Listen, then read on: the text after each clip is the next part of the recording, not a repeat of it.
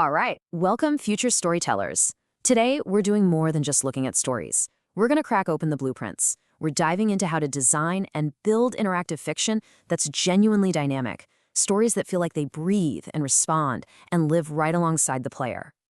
I mean, this is the big question, isn't it? It's the fundamental challenge we all face as interactive designers. It's about moving way beyond those simple choose-your-own-adventure paths to create worlds that feel truly responsive, worlds that actually listen to what the player does and change because of it. So, to figure out how to pull this off, we're going to lean on a classic, foundational text, the new media reader. You should really think of this as the essential sourcebook for anyone who wants to architect tomorrow's narratives. It gathers all these key ideas that connect art, literature, and, computer science. Okay, let's flip open that sourcebook and start with the very first blueprint, the engine itself. See, before we can build a world that listens, we first have to understand the mechanics of the story machine. It's time to look under the hood.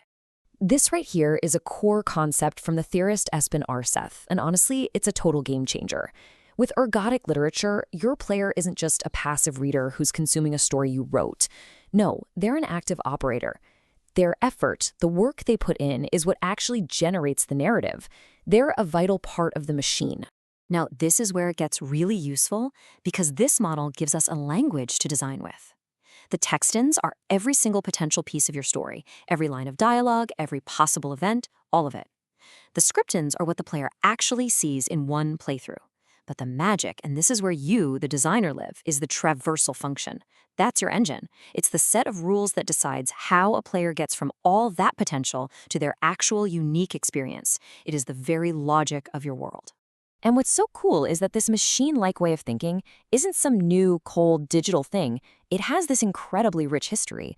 You had the Oulipo writers in France who were using these super strict, almost mathematical rules to create poems and novels. Their manual constraints? They're the direct ancestors of the algorithms we now use for procedural generation.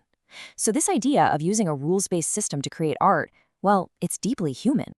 Okay, so this is the crucial point. Once you understand the machine, how do you actually build a world for it to run in? A story machine needs a stage, right? It needs an environment that can actually respond to its logic and bring it to life.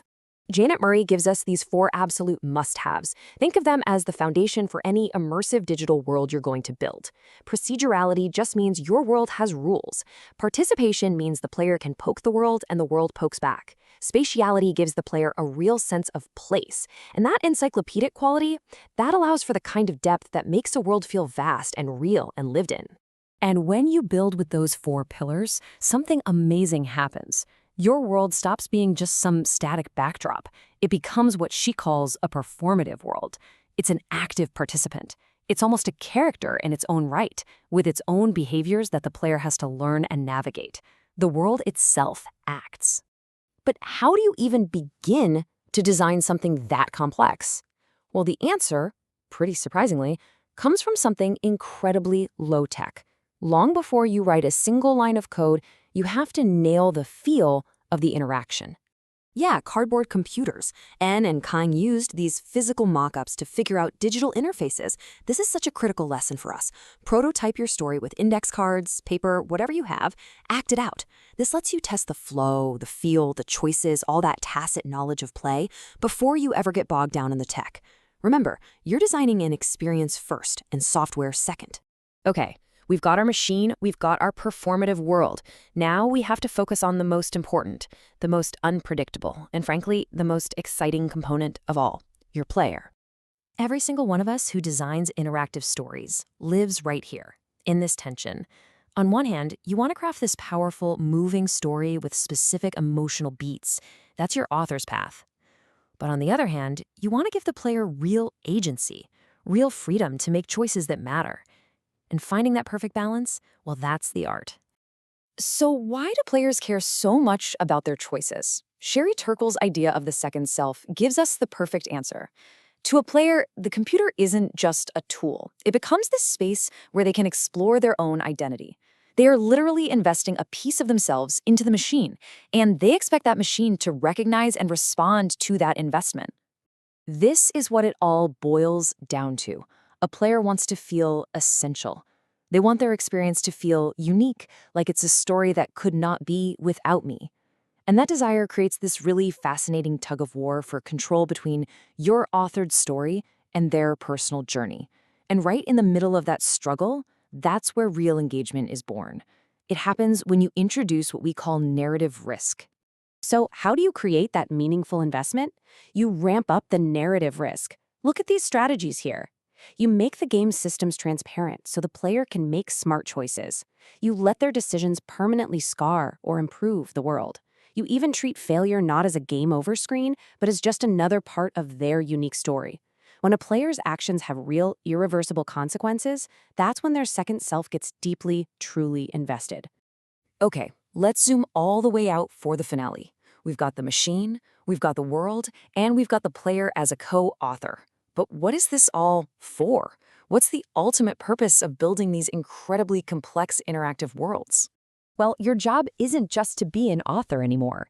It's to be a meta-author. You are designing a system, a whole space of possibilities through which you and the player consciously co-create meaning together. It's like you provide the grammar and they write the sentences. And you know, these interactive stories are way more than just entertainment. You could argue there are future myths.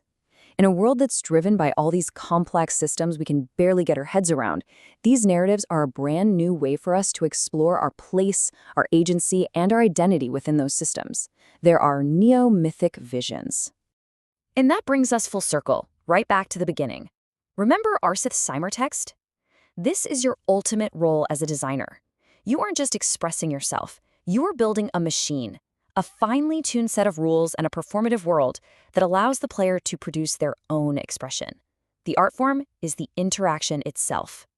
So the history is there, the tools are here, and the theories give us this incredible framework to work with.